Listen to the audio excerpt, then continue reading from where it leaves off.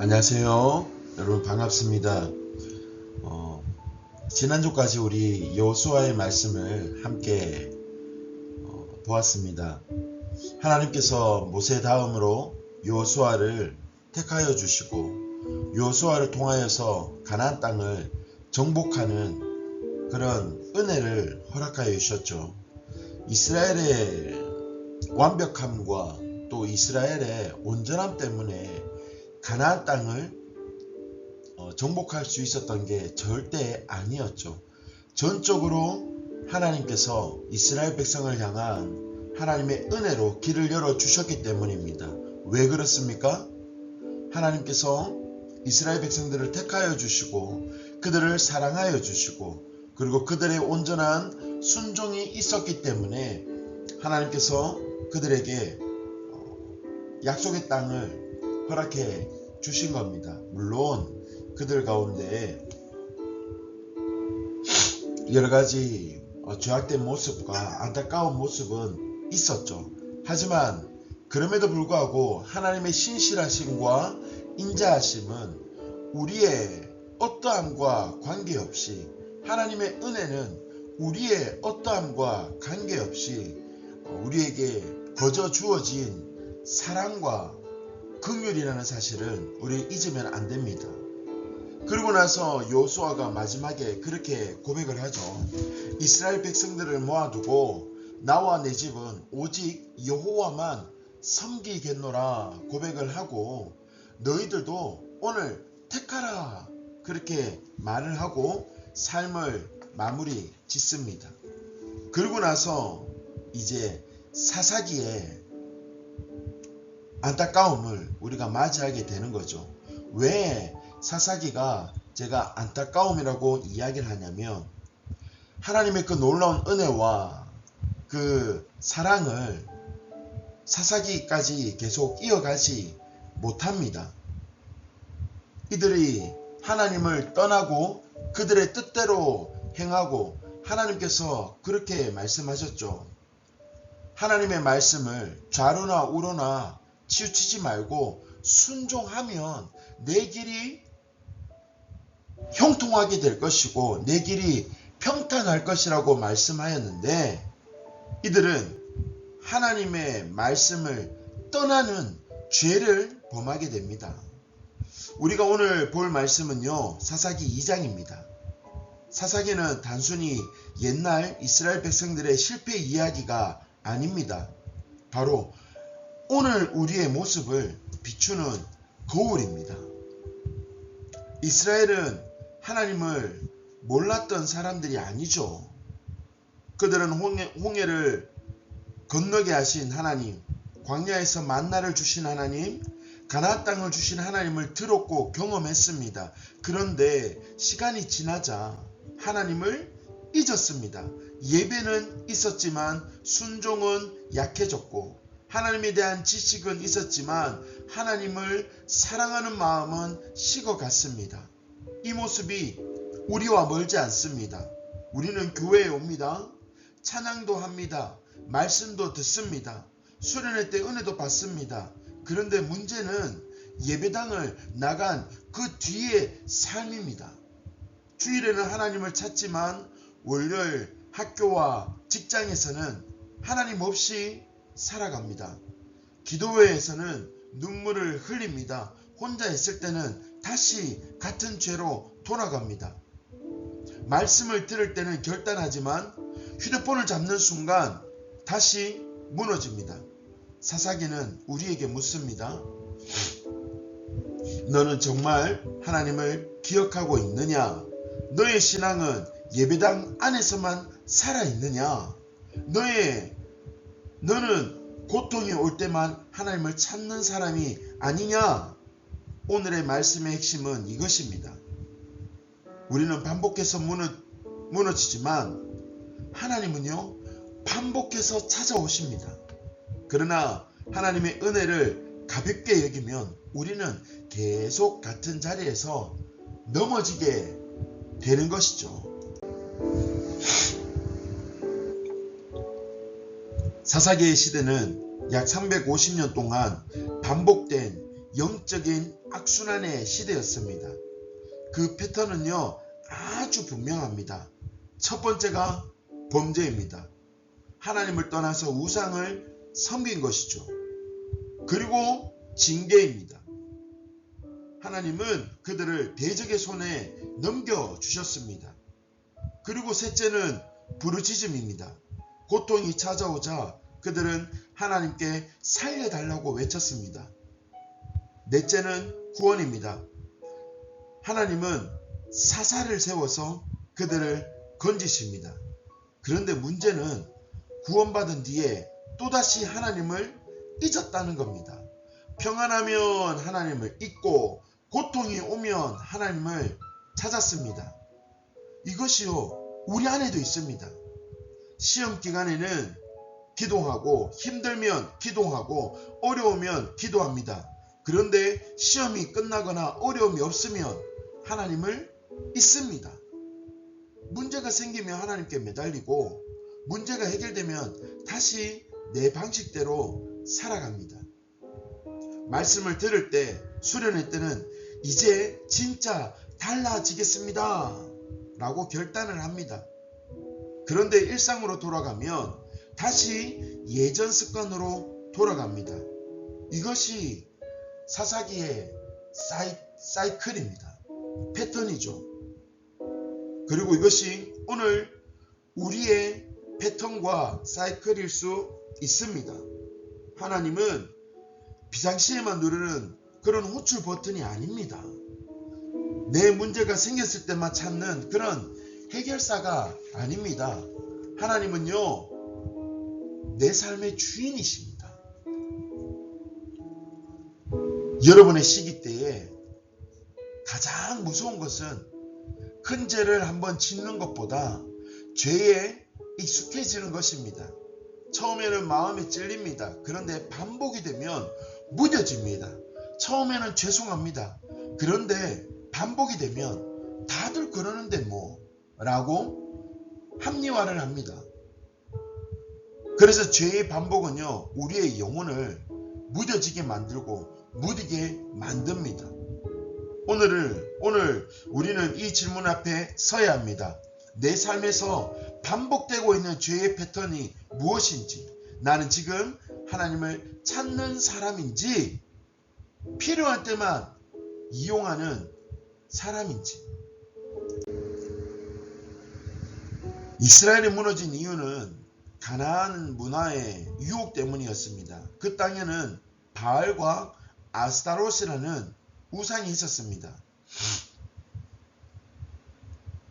이 우상들은요 풍요와 성공 그리고 다산과 안정과 쾌락을 약속하는 신처럼 보였습니다. 하나님은 보이지 않습니다. 그러나 우상은 눈에 보입니다. 하나님의 약속은 기다려야 합니다. 그러나 우상은 당장 만족을 주는 것처럼 보입니다. 그래서 이스라엘은 하나님보다 눈앞의 성공과 풍요를 선택하는 것이죠. 오늘 저와 여러분에게도 이런 바알과 아스타롯 같은 그런 우상들이 있습니다. 여러분 무엇일까요? 성적이 될 수 있습니다. 스펙이 될 수 있습니다. 돈이 될 수 있고 외모가 될 수 있고 인기가 될 수 있고 연예가 될 수 있고 휴대폰과 영상과 게임과 심지어는 나도 그리고 다른 사람 모르게 짓는 음란물이 될 수 있습니다. 인정받고 싶은 마음이 우상이 될 수 있죠. 우상은요 어떤 것이냐면 하나님보다 더 먼저 된 것, 더 위에 있는 것, 이것이 우상입니다. 자꾸 더 하나님보다 생각나는 것, 하나님보다 나를 더 흔드는 것, 그리고 하나님 없어도 나를 행복하게 해줄 것처럼 속이는 것입니다. 하나님이 싫어서 떠나는 사람만 있는 것 아닙니다. 하나님보다 더 재미있어 보이는 것에 끌려가다가 멀어지는 사람이 많아요. 우리는 정직하게 물어봐야 합니다. 나는 무엇 때문에 하나님을 자주 놓치고 있는가? 내 시간을 가장 많이 빼앗는 것은 무엇인가? 내 마음을 하나님보다 더 강하게 붙잡고 있는 것이 무엇인가? 하나님은요, 이스라엘을 징계하셨습니다. 그러나 그 징계는 미움이 아니라 사랑이었습니다. 하나님은 자기의 백성이 죄 가운데서 평안히 망해가도록 내버려 두지 않으십니다. 그래서 때로는 하나님은요, 우리의 길을 막으십니다. 우리의 계획을 흔드십니다. 우리의 마음을 불편하게 합니다. 왜입니까? 우리를 망하게 하려는 것이 아니라 돌아오게 하시려는 겁니다. 여러분, 이것을 반드시 기억해야 돼요. 사사기에는 복임이라는 장소가 나옵니다. 복임은요, 우는 자들이라는 뜻입니다. 이스라엘 백성은 하나님의 말씀을 듣고 울었습니다. 제사도 드렸습니다. 겉으로 보면 회개하는 것처럼 보입니다. 그런데 문제는요, 삶이 바뀌지 않는다는 거예요. 눈물은 있었지만 순종은 없었어요. 감동은 있었지만 변화는 없었습니다. 예배는 있었지만 삶의 방향은 그대로였습니다. 여러분 시기에 신앙에서 가장 위험한 착각이 이것입니다. 내가 마음에 움직임이 있었으니까 회개한 것이다. 은혜 받았으니까 괜찮다. 말씀을 들었으니까 괜찮다. 내가 예배에 나왔으니까 믿음이 좋은 것이다. 맞아요. 때론 눈물이 귀합니다. 감동도 귀합니다. 하지만 성경이 말하는 회개는 단순한 그런 감정이 아니죠. 회개를 뜻하는 원어를 보면 중요한 말은 무엇이냐면 방향을 돌이킨다는 겁니다. 죄를 향해 가던 길에서 멈추고 돌아서서 하나님께로 돌아가는 거예요. 진짜 회개는 이렇게 나타나는 겁니다. 우리가 죄를 지으면서 보던 것을 끊는 겁니다. 그리고 숨기던 죄를 고백하는 거예요. 잘못된 관계를 정리하는 겁니다. 말씀 앞에서 내 고집을 내려놓는 겁니다. 받은 은혜를 학교와 직장과 가정에서 살아내는 겁니다. 하나님은요, 저와 여러분에게 이렇게 묻고 있습니다. 너는 울었느냐? 보다 너는 돌아섰느냐? 감동을 받았느냐? 보다 순종하고 있느냐? 눈물로 끝나면 안 됩니다. 눈물이 순종으로 이어져야 되고, 감동이 결단으로 이어져야 되고, 결단이 실제의 삶으로, 변화로 이어져야 합니다. 이스라엘이 고통 속에서 부르짖을 때마다 하나님은 사사를 세우셨습니다. 사사는요, 하나님께서 보내신 구원자입니다. 그러나 사사가 세워진 이유는 이스라엘이 훌륭했기 때문이 아닙니다. 그들이 자격이 있었기 때문도 아닙니다. 이유는요, 하나님의 긍휼과 은혜입니다. 하나님은 죄를 미워하세요. 그러나 죄로 고통받는 하나님의 백성을 외면하지 않으십니다. 하나님은 이스라엘 백성들, 다시 말해서 하나님의 자녀들의 신음소리를 들으시고 다시 건져주시고 일으켜 주시는 분입니다. 그런데요, 사사기에 한계가 있었습니다. 사사가 살아있을 때는 평안했습니다. 하지만 사사가 죽으면 백성은 다시 죄의 길로 타락했습니다. 이것은 인간 지도자에게만 의존하는 신앙의 한계를 보여주는 것이죠. 부모님의 신앙만으로 우리가 바로 설 수 없습니다. 목사님의 설교만으로 우리가 자동으로 변하지 않습니다. 교사 선생님들의 열심과 사랑만으로 내 믿음이 유지되지가 않습니다. 친구들이 같이 교회를 다닌다고 내 영혼이 안전한 것이 아닙니다. 결국 뭐냐면 여러분, 내가 하나님 앞에 서야 합니다. 내가 말씀 앞에 서야 되는 거예요. 내가 기도를 해야 되는 거예요. 내가 죄와 싸워야 합니다. 사사기는 더 큰 구원자를 기다리게 합니다.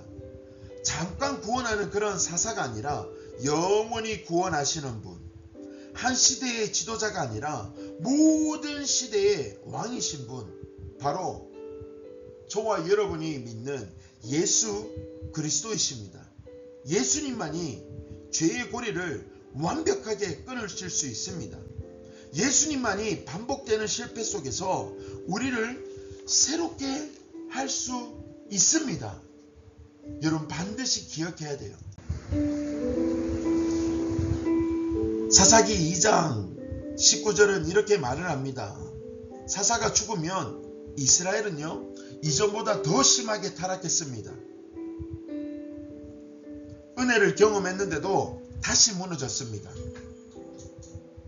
구원을 받았는데도 다시 죄로 돌아갔습니다.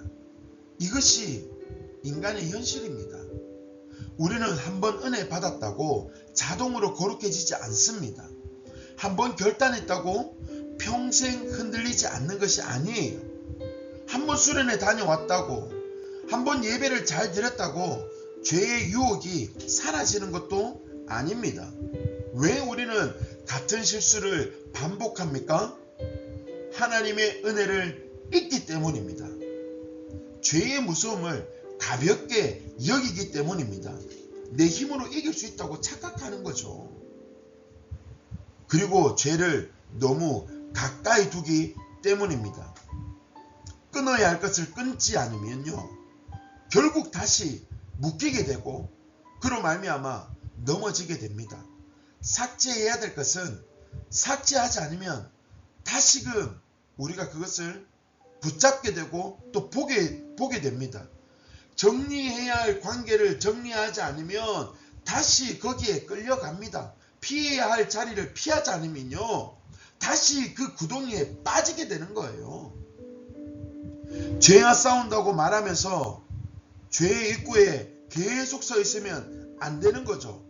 이번 한 번만은 괜찮겠지 라고 말하는 순간 이미 위험합니다.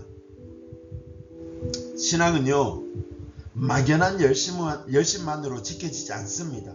구체적인 결단이 있어야 돼요. 어떻게 해야 될까요? 우리가 어떻게 구체적인 결단을 할 수 있을까요?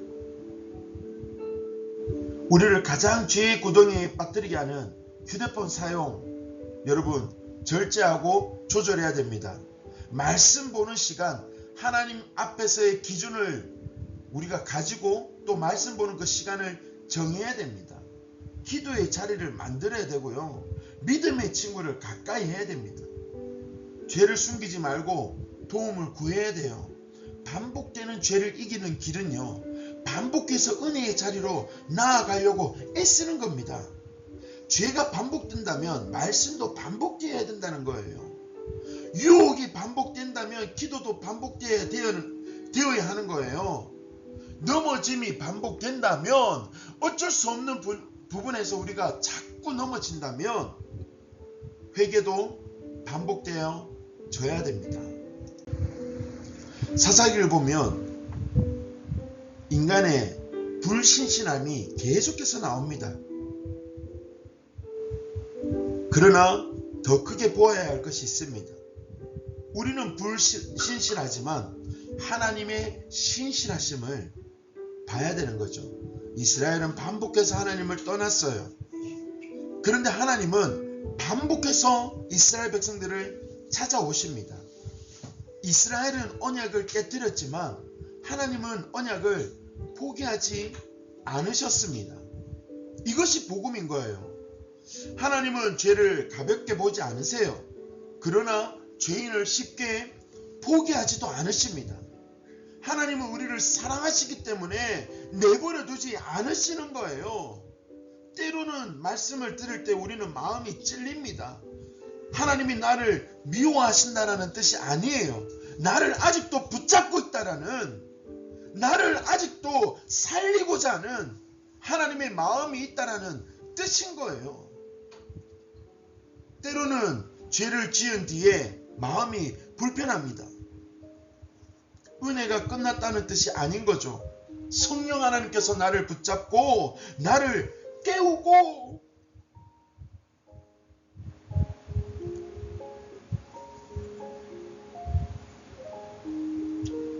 계신다는 뜻이에요.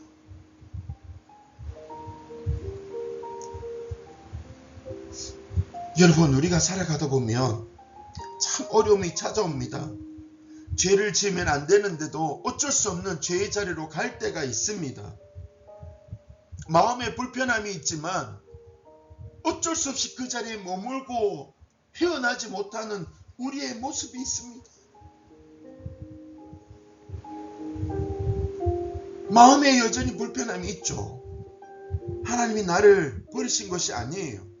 나를 돌아오게 하시는 성령 하나님의 그 뜻이 우리의 마음을 불편하게 하는 것이고, 죄의 자리에서 우리가 깨닫게 되는 거죠. 여러분, 그럴 때 우리는 기억해야 됩니다.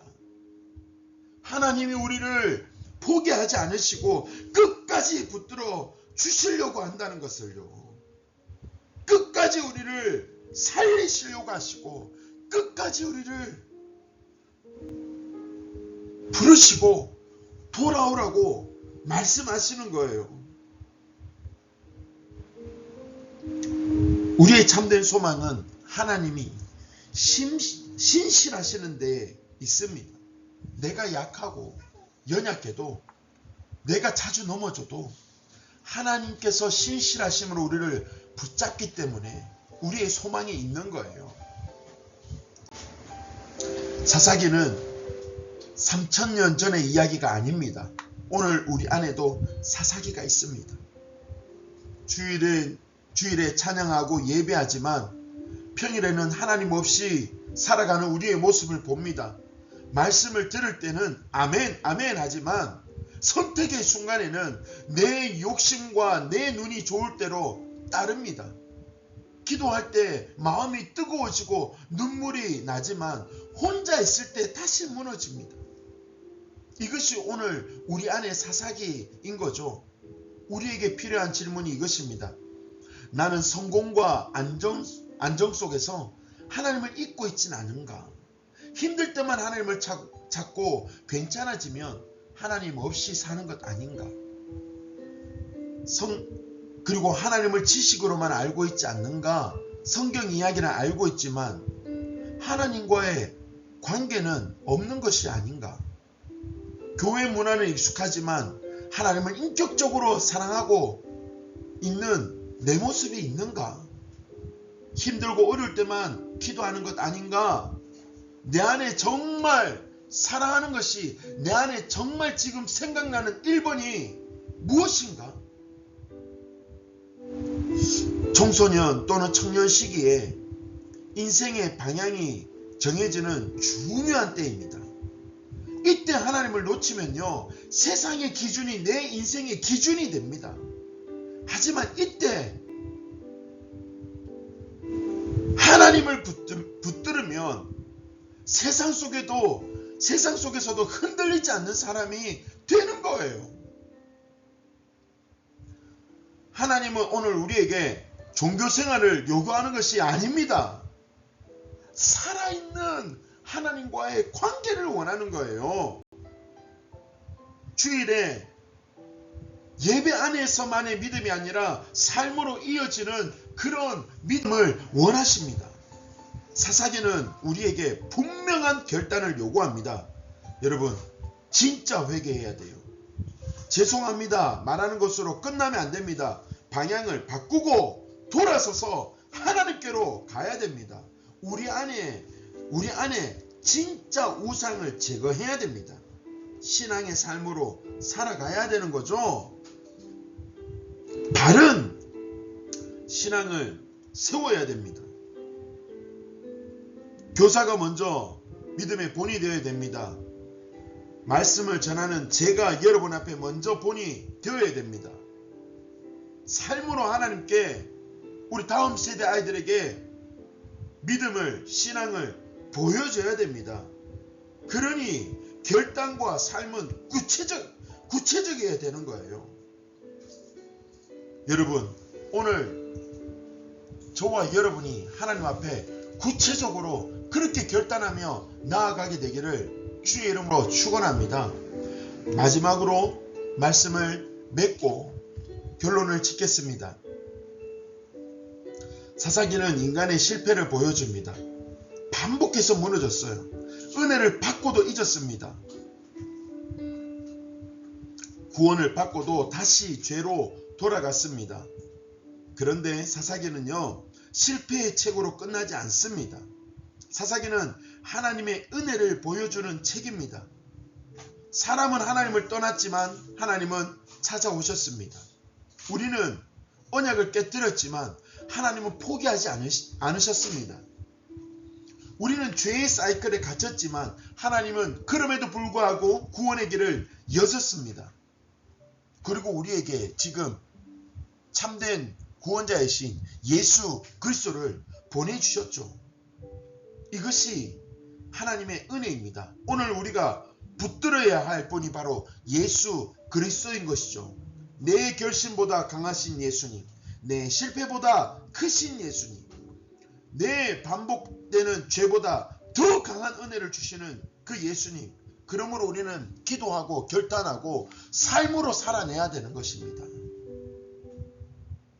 하나님은요, 이 시간도 저와 여러분을 포기하지 않습니다. 그러니 여러분, 우리는 돌이키고 돌아가서 하나님께로 나아가야 되는 겁니다.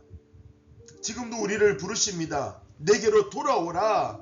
내가 다시 너를 세우겠다. 내가 너를 포기하지 않겠다. 그 하나님의 말씀을 듣고 돌이키고 돌아가고 하나님께로 나아가는 저와 여러분이 되기를 주의 이름으로 축원합니다.